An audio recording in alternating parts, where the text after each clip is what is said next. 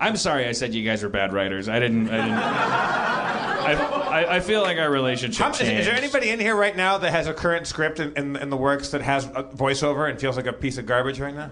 What? It's not a comedy script. It's not a comedy script. Okay, see, that's good. That's good. That's a start. It's a drama? Yeah. 1 hour? Yeah. Like a genre thing or procedural? What do you got? It's like Taxi Driver in high school.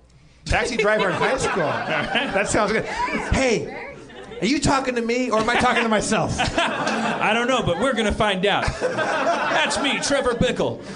Voted most likely to kill everybody. I'm going to kill the high school class president. That doesn't seem like a safe territory. That seems like that's not. You know, Taxi Driver is happening at high schools across America on a weekly basis these days. Yeah, he's got his finger on the pulse, right? All right, I like it. Finger on the he mimed putting his finger on the pulse. I scratched my throat. Remember the bit I did when I was yelling, screaming? Yeah. I got so angry about voiceover. You been burping? You want a Tums? You okay? It's mostly just scratchy throat because I yelled. I thought it was Sam Kinison for a second, and I paid the price. That's me. I'm Dan Harmon. I used to think screaming was a good idea. Then I paid the price. Yeah. The other thing that I'm kind of iffy about is the flashback thing, the 30 Rock thing, the swish wipe to the thing. It's like, I didn't really do that a lot in Community because I felt like that had been kind of tread over. So, I don't know. But you make up your own mind about that, really. I mean, when I'm reading your script, I'm looking for any kind of like, I don't really care. You can make a mistake. I don't care. Like everyone does something that someone else doesn't like. You can't. You'd have to be a rock or a corpse to not offend somebody with your script. Tate, I'm worried about you right now. You all right? Blew out my throat yelling. Can't do it anymore as a bit.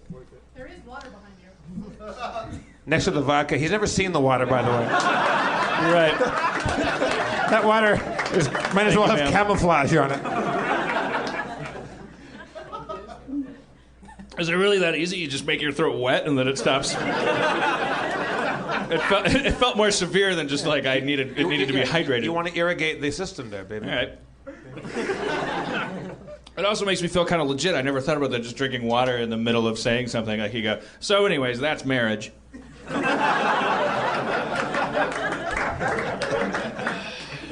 Trips to the dentist are never